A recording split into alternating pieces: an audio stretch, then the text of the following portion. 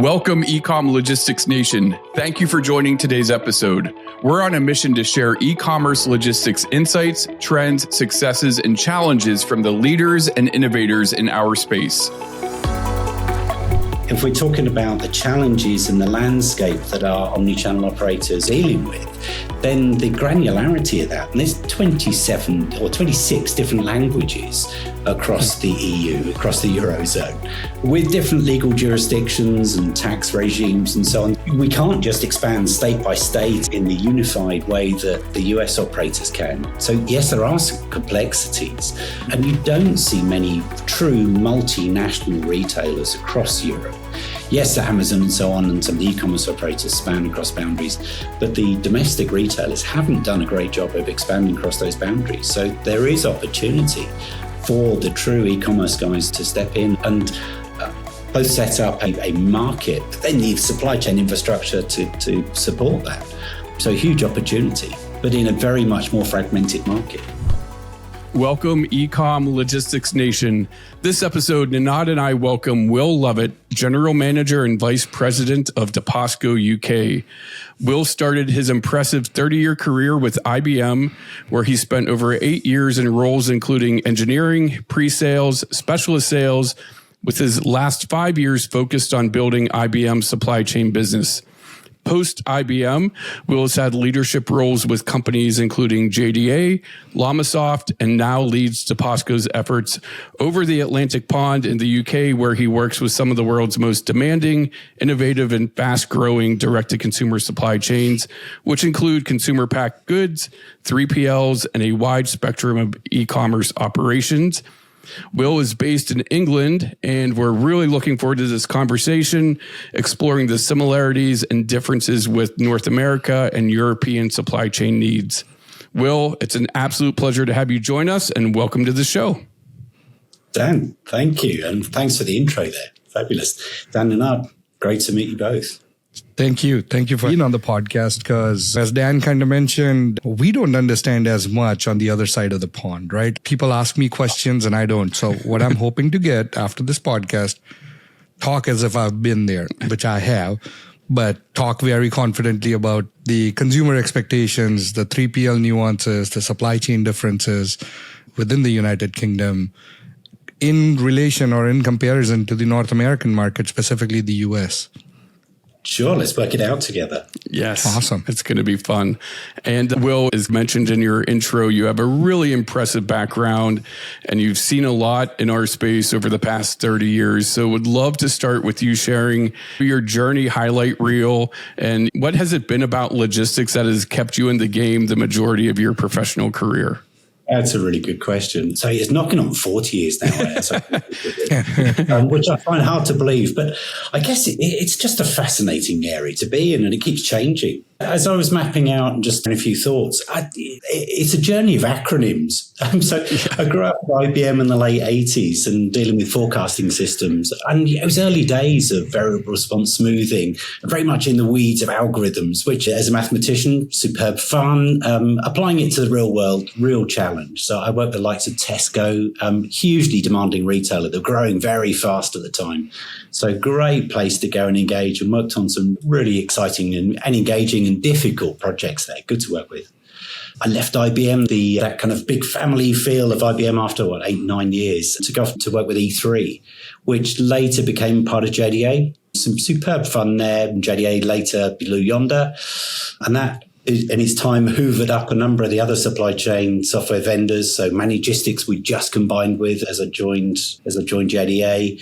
We acquired i2, we backed into Red Prairie.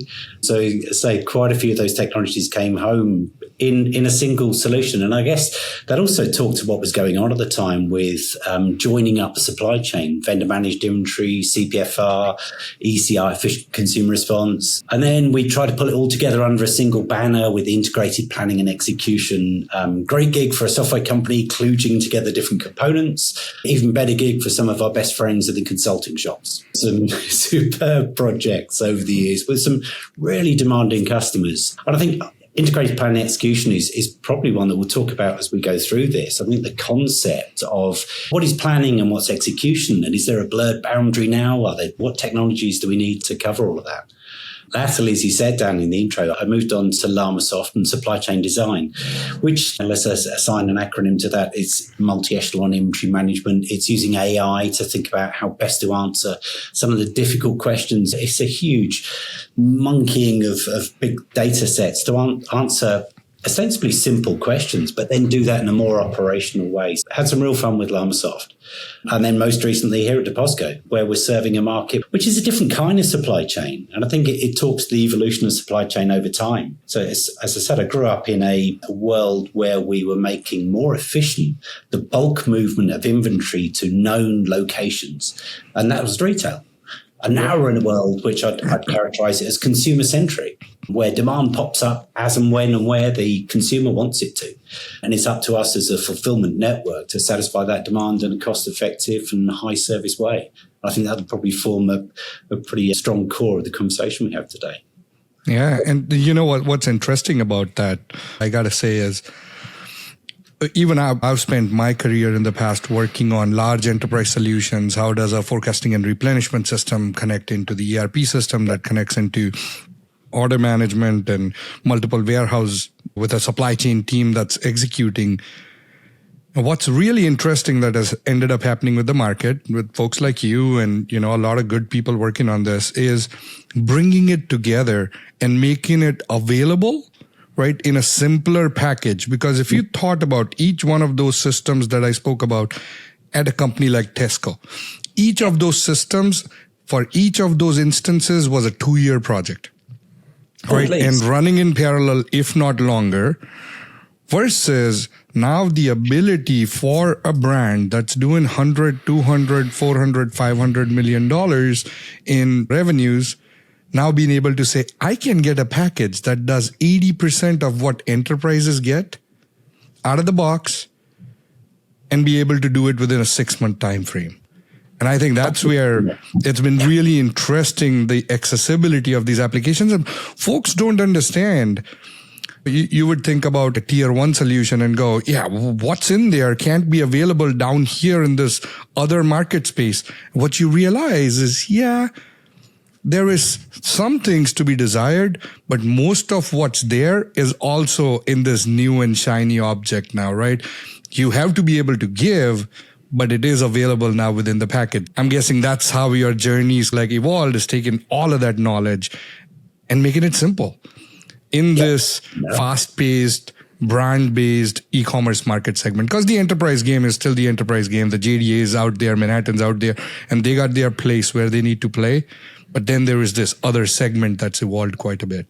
I couldn't agree more. If I look at the market, not just our world, but the technology stack, and if you look at kind of customer-facing, or at least the customer-focused CRM systems, there were the likes of Siebel, who has made way for Salesforce. And what they did was package up something that was highly complex, very much enterprise, into an easy to install. So I'm echoing your thoughts. Down at the bottom level, the ERP, was monopolized by the big legacy players. Along came NetSuite and took something which was a couple of years of effort, packaged it up into a solution which was 80%, if not better, and probably much better fit and get up and going in a matter of weeks and months. And I see the same thing in supply chain, that we're here with an objective to deal with a market which is complex and changing.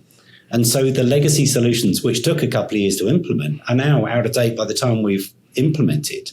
I think, and not just Deposco in this world, but we've got to be dynamic to serve a market which is changing very rapidly, and it's going to change again soon. So whatever we do today is not going to be good enough in a year or 18 months' time. So you better build it in a flexible, dynamic way. And how cyclical is that entire process, if you come to think about it, right? So you just mentioned the ERPs, right? Like the SAPs and the Oracles, they still exist. They still do in the business. NetSuite comes in, makes life easier. These guys come in, bring in their product to make stuff easier. But guess what? All of those products now feel like enterprise, including NetSuite. And it's making way for this new breed of solutions. And that's just the nature of technology, right? There's always going to be innovation. People are always going to do something that's going to be smarter and the next step. And as a company, and I'll stop talking about technology at some point, but as a company, you have to constantly keep looking at how do you evolve your tech stack. One of the perfect examples, you spoke about JDA and all these acquisitions. It sounds good. You got all of this stuff under one umbrella, but guess what? It all runs on different stack, and you got to bring it all together and make it happen. It's a much harder task than most people imagine. It is. And I'm not going to diss the good work that's been going on. I'm a few years out of JDA, but I think if I characterize now, what does the market need now? It needs to be able to mash up a set of solutions into something that is going to change over time, and also be able to swap out components of that. So open standards and open interfaces to allow us to interoperate with a whole set of other functions is critically important. So yes, absolutely. That's with those legacy stacks. Absolutely. And to be very honest, JDA is, or not JDA, now Blue Yonder, is a few years behind on that, right? Like when it comes to having a complete open standard API-based kind of solution. So it's like keeping an eye on what's next and ensuring that you evolve within this space, because there is the threat from new entrants is always going to be there. And I find it really interesting how the space has played out over the last few decades. And I completely expect that same thing to continue happening over the next couple of decades. So if I just reflect back for a moment to the planning and execution divide, I see some fantastic work going on across in the planning side, the O9s, the Kinaxis of the world, that are building out some pretty impressive platforms. And I think supply chain design, and yes, I've got a vested history in this, but I think that's got a role to play in terms of mapping out an overall supply chain and having a look at how, in an optimum world, we would operate the network. The reality, though, is when demand hits, we need to serve it here and now. So the execution piece is, I was at a conference recently, I won't name who it was, but there was some talk about we've gone from S&OP being monthly cycles now down to hourly, to weekly, even hourly. Hang on. We're sub-second. In the world that we're living in e-commerce, we need to be making intelligent decisions and satisfying customer demand in sub-second. Where's that break point from planning, get the inventory in the optimum place that it should be to satisfy what we believe demand is going to be, but then in the moment to be able to execute in the most effective way possible. So fascinating conversations between us and planning vendors about how we can interoperate and how we can serve each other. We are going to touch on that a little bit coming soon as we talk about the customer expectations between the United Kingdom and the US, right? That type of planning where the urban demand happens to be that quick. How do you achieve that? Because that expectation's moving, right? So I think maybe on what we were just talking about, where the need to have to go fast and give the mid-market or enterprise organizations the ability to go from 2 years to 6 months and implementing, a lot of that has to do with the fact that these brands and retailers and 3PLs are facing a lot of macro challenges, specifically as it relates to the direct-to-consumer model, which is shifting logistics and supply chain landscape. And Will, you obviously have a lot of interactions with a lot of brands and retailers and 3PLs and CPG organizations. And they're facing a lot of different challenges, from market saturation to differentiating their brand to dealing with and managing really complex fulfillment networks. So would love to hear like what your experience is, what you're hearing are some of those biggest macro challenges that these businesses have been facing and dealing with. Yeah, good question. So there's a couple of things that we've done as a business to try and understand the market. I think that we're all aware of some of the huge change that's been going on. And I look at national data, so that the British ONS, the Office for National Statistics, records share of e-commerce versus retail in amongst everything else. And I think if you look at the underlying trend, it's been steadily increasing. There was a huge increase during COVID. Sure. I think we can't have this conversation without talking about the impact of COVID. And I think what I see, though, is the underlying trend. We've pretty much settled back on to what would have been the underlying trend in the meantime. So yes, sales post-COVID and direct-to-consumer specifically has dropped back to a level which was on the trend line. So it's greater than it ever was, and it's greater than it was before COVID, but we're pretty much coming to the peak of where we are in COVID, because the growth line is now getting us back up there. So penetration, we see, I think the UK was proudly touting itself as the most penetrated e-commerce market, with 82% of the population having bought online. I'm struggling a little with 82%, given that there's a bunch of kids that maybe they do, maybe they have devices and they're buying online, knowingly or unknowingly. And as I say that, perhaps Fortnite and so on means that we've got kids making transactions online. Maybe exactly. actually 82% is real. They're just sitting on a credit card. They're just sitting on their parents' credit card. That's all. That's credit card. Absolutely. Yes. Knowingly or unknowingly. US about 10 percentage points behind that, as far as I can see in the underlying data, in terms of the volume of population which is buying online. Clearly, the overall volumes are hugely larger in the US. And if I compare and contrast US market to UK and European, I was pulling some stats just the other day. And so the gross domestic product, if we use that just as a proxy for overall size of market, the biggest single total addressable market, or GDP, in Europe is Germany, and it's 1/6 the size of the US. The UK is 1/8 the size of the US. The complete Eurozone, and the Brits have shot ourselves in the foot, not Eurozone, but complete Eurozone is about half the size of the US. So if we're talking about the challenges and the landscape that our omni-channel operators are dealing with, then the granularity of that, and there's 27 or 26 different languages across the EU, across the Eurozone, with different legal jurisdictions and tax regimes and so on. We can't just expand state by state in the unified way that the US operators can. So yes, there are some complexities, and you don't see many true multinational retailers across Europe. Yes, Amazon and so on, and some of the e-commerce operators span across boundaries, but the domestic retailers haven't done a great job of expanding across those boundaries. So there is opportunity for the true e-commerce guys to step in and both set up a market, but then the supply chain infrastructure to support that. So huge opportunity, but in a very much more fragmented market. So awesome. Pause for breath at that point, but in terms of landscape, it's quite a different one. And out of curiosity, let's say I'm a brand in the US doing really well. My first target, definitely I'm going to move to Canada, right? Just to explain some nuances, right? From a US perspective, let's just say all things being equal, you are a general brand. You're looking at one location for your warehouse setup, right? You're going to end up in the Midwest somewhere. And then you got your West Coast DC. That should be your second one. You grow it. And that's basically based on the transportation footprint. We spoke about that quite a bit. The Canadian market's very different, right? So when you expand into Canada, something like 80% of Canadian population lives 150 miles or under of the US border, right? So you got like this thin line of spread population. So your distribution strategy and the geography being so large, you usually start with the greater Toronto area market. That's where you're going to have one warehouse, and then you will start thinking about the second one, either West Coast completely in Vancouver or in Calgary, right? That's how you set up your network. How should a brand think about entering the European market or the UK market? So you see N number, right? Today, what are brands' option? They are picking up the phone. They are having a conversation with a bunch of 3PLs out in the European or UK market. Everyone's trying to sell their services. Your vantage point is you see the networks of multiple 3PLs and multiple brands.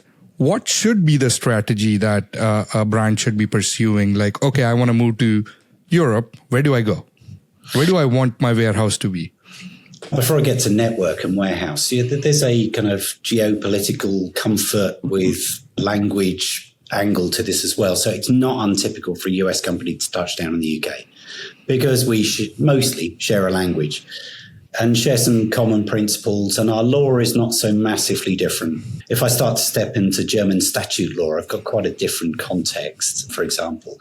But parking those issues for a moment, if we think about supply chain and supply chain topography, within country, those are well-rehearsed changes. So in France, Paris is the massive, focused, centralized conurbation, and likewise, you've got a bit of a regional thing going on down in the south, but it's well-rehearsed, shared outside Paris, and then something in the south if I'm going regional.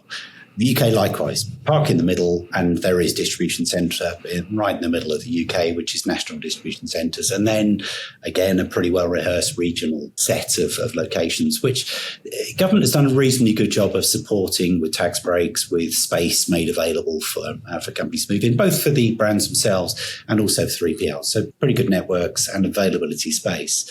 The change and balance, and a slight tangent, but the change and balance of who's buying that space has been changing a lot over the last couple of years. So Amazon coming out of, I think it's 11, 12, 14 locations across the UK, which is a pretty substantial bit of space that's come back onto the market. There is a real imbalance between the long-term investment that space requires and the fast-changing e-commerce world. So a temptation to buy into a footprint, but then use 3PL for uncertain space. 3PL doesn't necessarily lend itself really well to highly seasonal, unpredictable. So there's some face-offs and some balances there. Again, this conversation wouldn't be complete without a self-harm Brexit conversation. If it's not obvious, I wasn't about Brexit, and I apologise to the rest of the world for the nonsense that we've caused. But for supply chain operators, for a while, it was really uncertain about how this was going to land. How difficult is the red tape? And I see some quite different answers to this. I see those that are going ahead with a long-term strategy, which is we'll do centre of gravity, we'll park a distribution centre in the optimum place for the overall market that we want to serve. Those that are in a good steady state business with reliable histories can do. They can model effectively. Then I see a next tier down who are hedging their bets. They've got space on both sides of the UK to European market. They're uncertain how far east they want to go. So strongest GDP, Germany, UK, France, in that order. Holland has set itself up in a really fantastic way. It's been a trading nation for years. So Amsterdam and near Amsterdam has been fantastic. However, the planning laws have changed pretty dramatically in Amsterdam, and there's pretty much no new planning for large volume distribution centres. So throw that to the mix. That's a bit of an unfortunate circumstance for an operator that's looking to dynamically take space. So a long answer with all sorts of different facets. I guess the summary of all of that is there's a whole lot of different considerations. It's no one clear trodden path.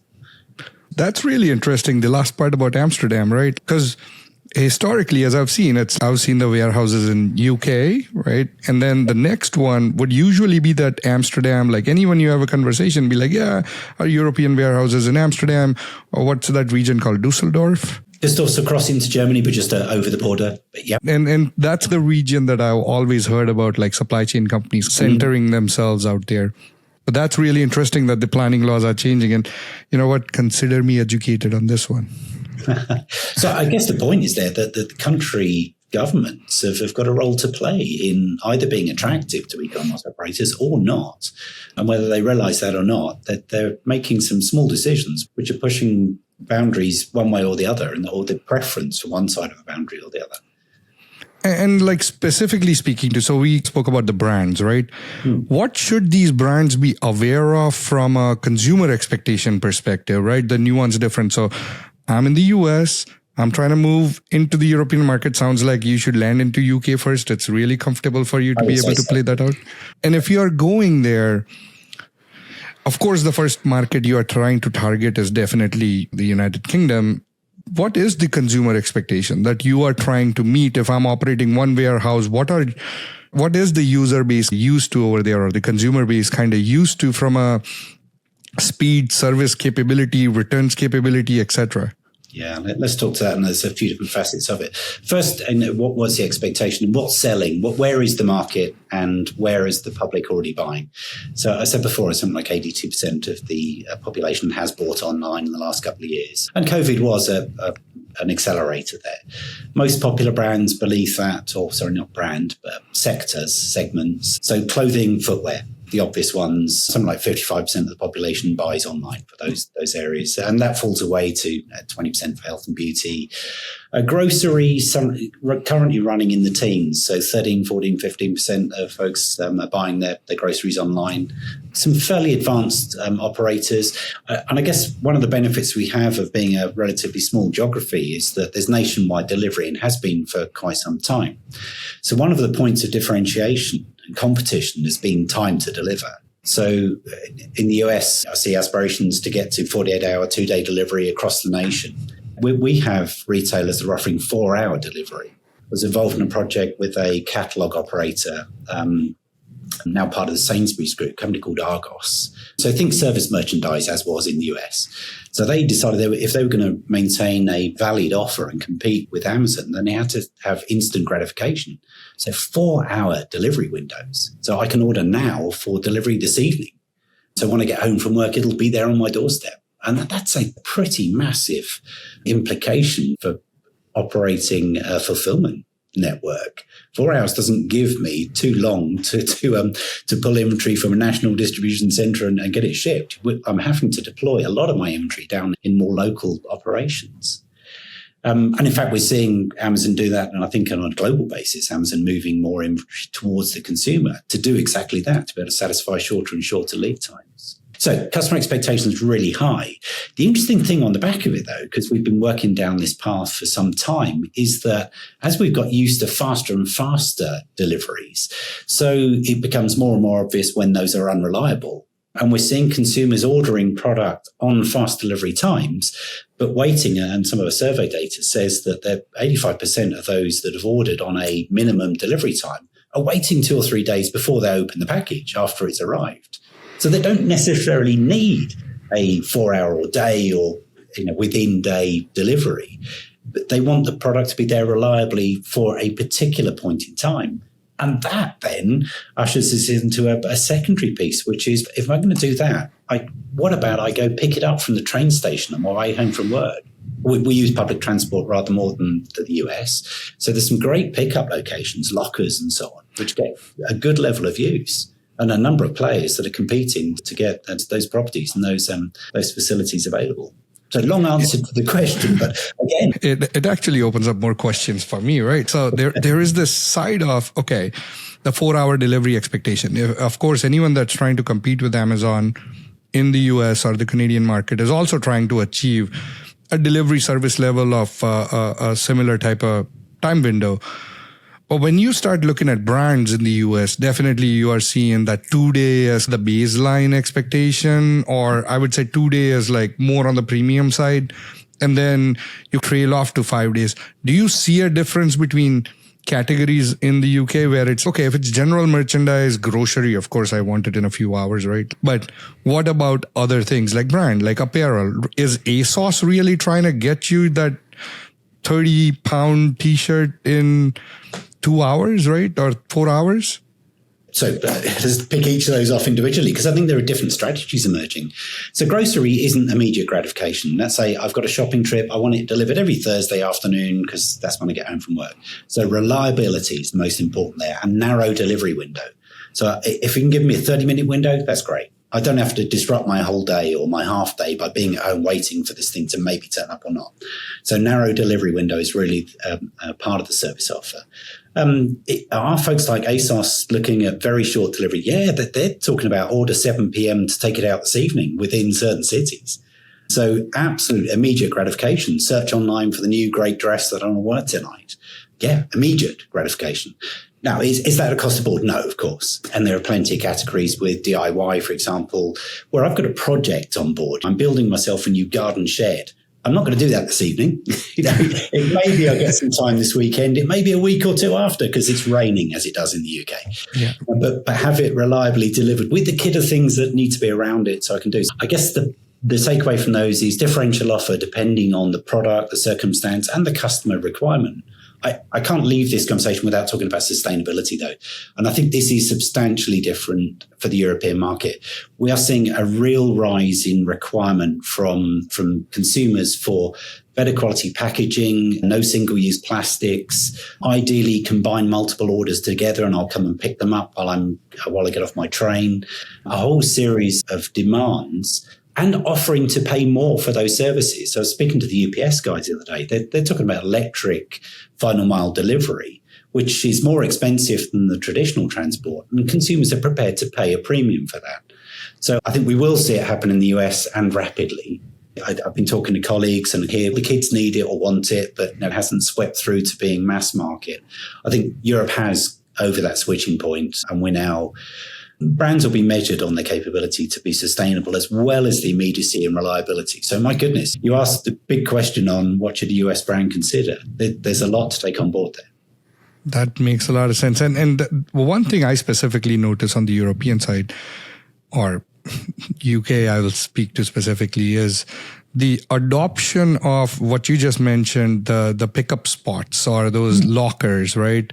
Both for returns from a drop-off and pickup, right? And we have seen a lot of European brands, or I should say startups, that have been successful in that arena enter the US market.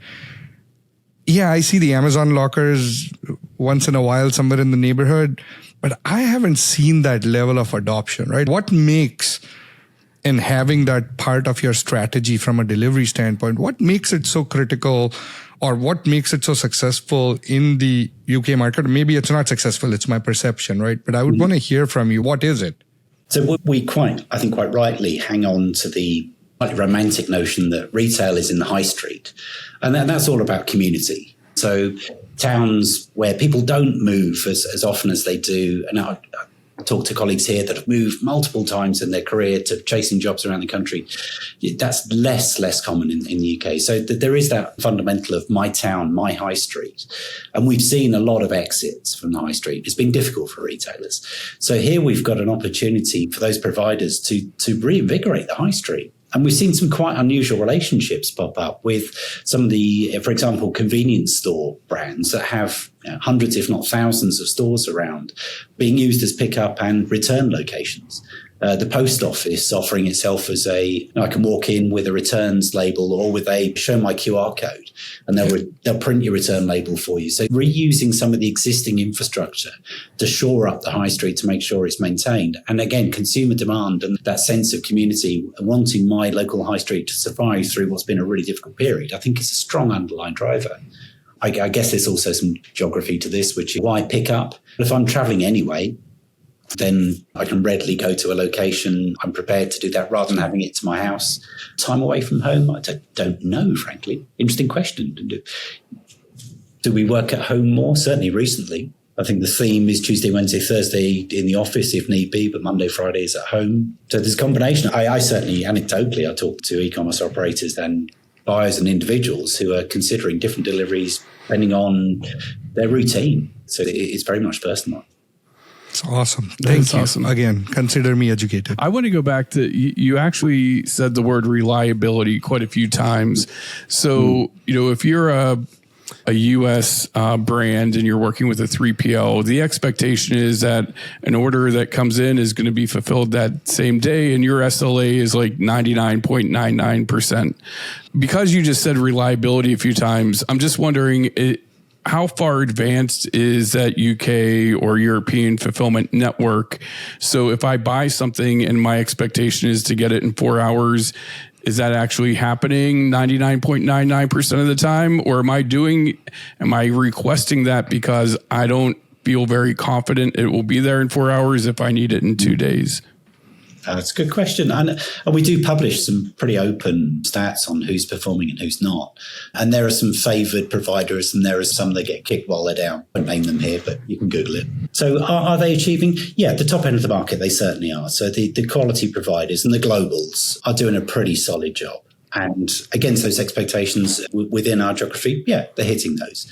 Certainly large cities within the M25 for London, very reliably, because it is a differentiator. Customers are openly comparing, and if you have a look at forums, they're talking about the courier that either failed them or satisfied their order openly. So those are known performance. So to answer your question directly, are people hitting their service levels? Yes, consistently so. Are there failures? Yeah, completely. There were some meltdowns over peak season, and those frankly fantastic for us because we can talk about the challenges of direct to consumer through peak season. But yes, there are some failures, but overall, pretty good performance. Amazing. And how much of that actually plays into, in the US market specifically, and also the Canadian market, the adoption of automation within the warehousing space has been through the pandemic, post-pandemic, various reasons, right? Like right now it's inflation and cost increases, but then on the other side, you got the consumer expectation is still the same. On the other side, you have labor pressures that are starting to build up or they were built up quite high during pandemic.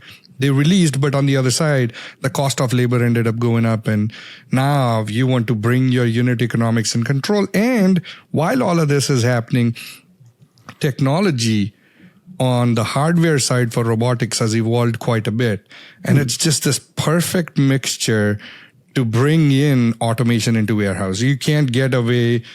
And it could be someone that runs a warehouse that does 3,000 orders a day or 3 million orders a day. The conversation of automation is happening in some room somewhere right now in US and Canada. I do notice a lot of automation companies coming out of UK. The question is, how's the adoption out there? And if it is or not there, what are the reasons that are driving that? I sat in on a conference recently where there was a discussion around exactly this point. And there were some quite different views across the room. There were those that automate everything is the way to go, unreliable labour, minimum wage that we have in the UK, meaning that the business case is absolutely strong, just automate everything you can.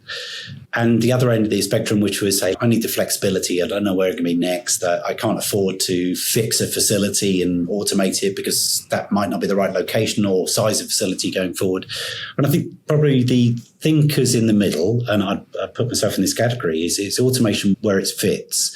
So if I look at our customer base, we've got those that have automated areas of the business. So our power tool business that has some large, difficult to handle products in one area of the business, but then the consumables, the cutting edge, the drill bit, which is fantastic stuff for automating. And so they're using the tools that are appropriate and fit for purpose in an individual area.